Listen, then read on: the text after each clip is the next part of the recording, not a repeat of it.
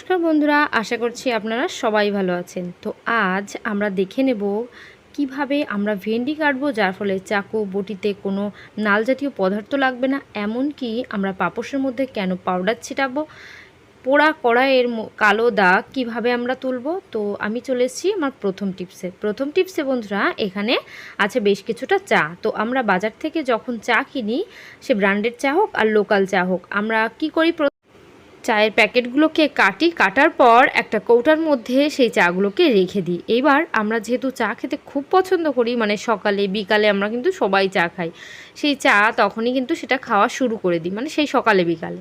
কিন্তু আমরা কখনো লক্ষ্য করি না এই চাটা বাজার থেকে কিনে আনার পর আমরা একটু দেখে নেওয়া উচিত চাটা কেমন, এর মধ্যে কেমন কি আছে।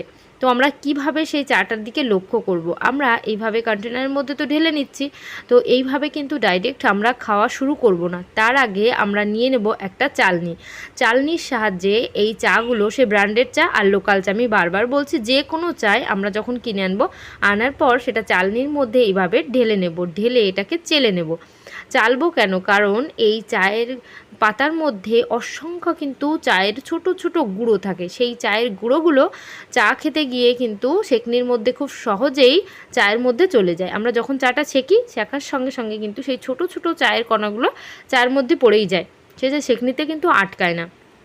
তো তখন যে সমস্যাটা হয়, সেই চায়ের গুঁড়োগুলো আমাদের পেটের মধ্যে চলে যায়, তখন কিন্তু সেটা আমাদের লিভারের পক্ষে খুবই ক্ষতিকারক, আমাদের হেলথের জন্য কিন্তু ভীষণ বাজে অবস্থা করে। তো আমরা কিভাবে চাটা খাবো, দেখবেন সেই চাটা শেখার পর এইভাবে নিচে চায়ের গুঁড়োগুলো পড়ে আছে। তো দেখতে পাচ্ছেন কতটা গুঁড়ো আমাদের প্রতিদিন আমাদের সকাল বিকালে পেটের মধ্যে যাচ্ছে। তো এই যে গুঁড়োটা আমরা যদি খেয়ে নিই, আমাদের তো স্বাস্থ্য ভালো থাকবে না। তো আমরা চাটাকে এইভাবে চালার পর এই গুঁড়োটাকে বাদ দিয়ে রেখে চায়ের পাতাগুলোকে আমরা অন্য একটা পাত্রের মধ্যে ভরে নেব। সকাল বিকাল যখন চা খাবো ওখান থেকেই চাটা খাবো। আর এই যে চায়ের গুঁড়োটা, এটাকেও কিন্তু আমরা ফেলে দেব না। তো বন্ধুরা, এটাকেও কিন্তু আমরা অনেক কাজে লাগাতে পারি। তো দেখতে পাচ্ছেন আমি চায়ের পাতাগুলোকে তুলে নিলাম একটা কন্টেনারের মধ্যে, তুলে এবার এটাকে আমি টাইট করে মুখ আটকে রেখে দেবো। এবার চায়ের যে গুঁড়োগুলো আছে, সেই চায়ের গুঁড়োগুলোকেও কিন্তু ফেলবো না। আমরা দুভাবে কাজ করতে পারি। দেখবেন চুলে যখন হেনা করি, সেই চুলের হেনার মধ্যে কিন্তু আমরা চায়ের জল দিই। তো এই চাটা ভিজিয়ে তারপর চায়ের জলটা দিতে পারি। আর যদি মনে করেন এই কাজটা করবেন না, সেক্ষেত্রে আমাদের প্রত্যেকের বাড়িতে ফুল গাছ আছে, সেই ফুল গাছের গোড়ায় এই গুঁড়ো চাগুলো দিয়ে দেবেন, তাহলে এটা কিন্তু খুব ভালো সার হিসাবে কাজ হবে। তো বন্ধুরা, আশা করছি আমার এই টিপসটা আপনাদের অনেকটা কাজে আসবে। যদি ভালো লাগে অবশ্যই কিন্তু একটা কমেন্ট করে জানিয়ে দেবেন। আপনাদের একটা কমেন্ট আমার নতুন ভিডিও দেওয়া উৎসাহকে আরও বাড়িয়ে তুলবে।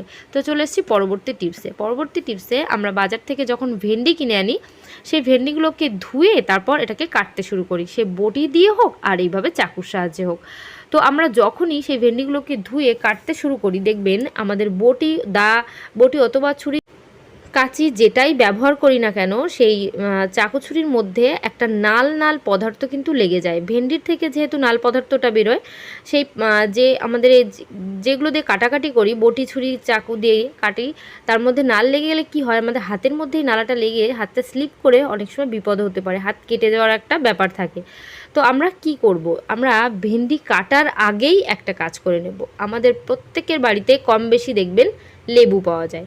তো সেই লেবু যদি আপনারা বটি অথবা চাকুর মধ্যে বেশ ভালো করে লেবুর রসটা লাগিয়ে দিতে পারেন, এইভাবে ঘষে নিতে পারেন, তাহলে কিন্তু আমাদের এই চাকুর মধ্যে কখনোই ওই নাল জাতীয় যে পদার্থটা, স্লিপি পদার্থ, ওটা কিন্তু লাগবে না। ওটা লাগার কারণে চাকুটা স্লিপ করে হাত কেটে যাওয়ার একটা ব্যাপার থেকে যায়। তাই বন্ধুরা, আমরা কাটার আগেই বটির মধ্যেও এইভাবে একটু লেবু ঘষে নেব, তাহলে দেখবেন খুব সহজে ভেন্ডিটা আমরা কেটে নিতে পারছি, আর এর মধ্যে কোনো নালও হচ্ছে না।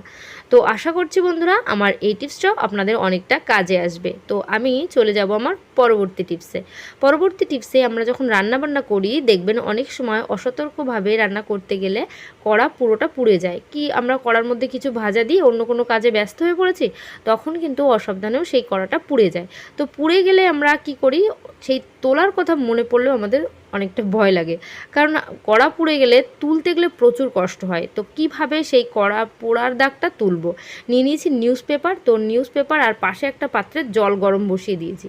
এবারে পোড়া কড়াইয়ের মধ্যে নিউজ পেপারগুলোকে ছিঁড়ে এরকম ছোট ছোট টুকরো করে আমি কড়ার মধ্যে দিয়ে দেবো।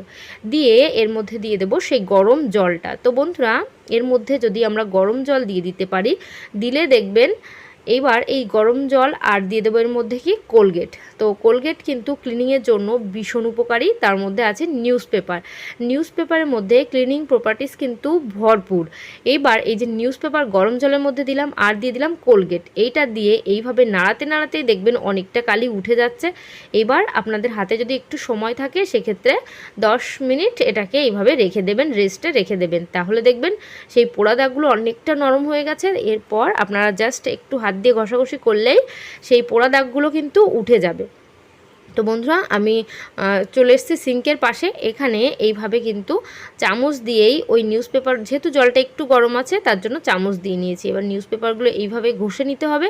ঘষলে তাহলে দেখবেন এর মধ্যে কোনো পোড়ার কালির দাগ আর থাকছে না। জলটা ফেলে দিলাম, নিউজ পেপারগুলো রেখে দিয়েছি। নিউজ পেপার দিয়ে এইভাবে কড়াটা কিন্তু ঘষে নেব। এইভাবে ঘষতে ঘষতে দেখবেন কড়াটা একেবারে পরিষ্কার হয়ে গেছে। এর জন্য কিন্তু কোনো পরিশ্রম করতে হচ্ছে না, অনেকটা কষ্ট করে যে ঘষতে হচ্ছে সেটাও না। এবার এটা ফেলে দিলাম। ফেলে দিয়ে আপনারা যদি মনে করেন একটা স্কচব্রাইট নেবেন, সেক্ষেত্রে একটা স্কচব্রাইট নিয়ে এইভাবে ঘষে নেবেন। ঘষে নিলে দেখতেই পাবেন কিছু সময়ের মধ্যেই কিন্তু কড়াটা একেবারে পরিষ্কার চকচক করছে। আমি এবার ধুয়ে আনবো। ধুয়ে আনার পর দেখতেই পাচ্ছেন কতটা পরিষ্কার হয়ে গেছে। আশা করছি আমার এই কড়াটা দেখলে আপনারা বুঝতে পারছেন না যেভাবে পুড়ে গেছিলো। তো চলে যাব পরবর্তী টিপসে। পরবর্তী টিপসে বন্ধুরা, এখানে আমরা নিয়ে নিয়েছি পাপোশ। তো এই ধরনের যে পাপোশগুলো আমাদের অনেকের বাড়িতেই আছে। এখন যেহেতু বর্ষার সিজন, সবসময় কিন্তু পাপোশ নোংরা হয়ে গেলে ধোয়া যায় না, কারণ মোটা মোটা এই সমস্ত ভারী জিনিসগুলো না ধুয়ে দিলে জল শোকাতে চায় না, প্রচুর বাজে গন্ধ হয়। তো সেই যে একটা সমস্যা থেকে রেহাই পাওয়ার জন্য আজকের এই টিপসটা। তো পাপোশ যদি খুব নোংরা হয়ে যায় সেক্ষেত্রেও কিন্তু খুব বাজে দুর্গন্ধ আসতে শুরু করে। তো আমরা কিভাবে জল সাবান ছাড়াই পাপোশটাকে পরিষ্কার করে নেব। নিয়েছি এখানে একটু পাউডার। এবার পাউডারটা সম্পূর্ণ পাপোশের মধ্যে এইভাবে ছড়িয়ে দিচ্ছি। কেন পাউডার দিচ্ছি? কারণ পাপোশের মধ্যে যে একটা বাজে স্মেল আসতে শুরু করে সেই স্মেলটা কিন্তু আর আসবে না। এইবার নিয়ে নেব আমরা কিন্তু একটা চিরুনি। তো বন্ধুরা, চিরুনি অথবা এইভাবে জামা কাপড় ঘষার যে ব্রাশগুলো সেই ব্রাশ নিতে পারেন। তো যে কোনো ইচ্ছা আপনারা নিতে পারেন, চিরুনিও নিতে পারেন, এই ধরনের ব্রাশগুলোও নিতে পারেন। নিয়ে এইভাবে জাস্ট একটু টেনে নিতে হবে। এইভাবে টানতে লাগলে বন্ধুরা, তাহলে কিন্তু এই পাউডারগুলো একদম ভেতরে চলে যাচ্ছে। চলে যাওয়ার পর এর মধ্যে যতটা নোংরা আছে সেগুলো কিন্তু একে মুহূর্তে এখানে বেরিয়ে যাবে। এটাকে জাস্ট একবার কাট করব, ঝাঁকা দেব, দেখতে পাবেন এখানে কতটা নোংরা পড়ে আছে। তো পাপোশের মধ্যে এতটা নোংরা ছিল, আমার এই পাপোশটা কিন্তু খুব একটা নোংরা না। আমি ভাবতাম এটা একদম নতুনই আছে, কিন্তু এই কাজটা করার পর দেখতে পেলাম কতটা নোংরার ভেতরে ছিল। যেহেতু এগুলো ঘাসের ভেতরে নোংরা হলে অতটা বোঝা যায় না। তো আপনারা কিন্তু মাঝে মধ্যে একটু পরিষ্কার করে নিতেই পারেন। তো এইভাবে একটু আঘাত করবেন পেছনের দিকটায়, তাহলে এর ভেতরের সমস্ত নোংরা কিন্তু বেরিয়ে আসবে। তো বন্ধুরা, এইভাবে কিন্তু কাজটা আপনাদেরও করতে হবে। ভিডিওটা স্কিপ করবেন না, সম্পূর্ণটা দেখবেন, তাহলে সম্পূর্ণ ভিডিও বুঝতে পারবেন। এই যে বন্ধুরা, আমি এইভাবে যখনই একটু আঘাত করলাম, আঘাত করার সঙ্গে সঙ্গে দেখতে পাচ্ছেন এই পাপোশটা নতুন দেখা গেলেও এর ভেতরে কিন্তু কতটা নোংরা ছিল। এই নোংরাগুলো এর মধ্যে যেহেতু আমরা পাউডার দিয়েছি, বাজে স্মেল আসবে না। আর ভেতরে এর মধ্যে যত ধুলো ময়লা ছিল সেগুলো পাউডারের সঙ্গে মিশে এটা কিন্তু বাইরে চলে এসছে, দেখতে পাচ্ছেন। তো আশা করছি বন্ধুরা আমার এই টিপসটা আপনাদের অনেকটা ভালো লাগবে, অনেকটা কাজে আসবে। যদি আপনাদের কোনো উপকারে আসে অবশ্যই কিন্তু আমাকে একটা কমেন্ট করে জানিয়ে দেবেন, তাহলে আমারও কিন্তু অনেকটাই ভালো লাগবে যে আমারও টিপস অনেকের কাজে লাগছে। তো ভালো লাগলে আরও পরিবারের সবার সঙ্গেও শেয়ার করবেন। তো আজকের ভিডিও এখানে শেষ করছি। সবাই ভালো থাকবেন, সুস্থ থাকবেন। তো বাই, আবার নেক্সট ভিডিও দেখা হবে।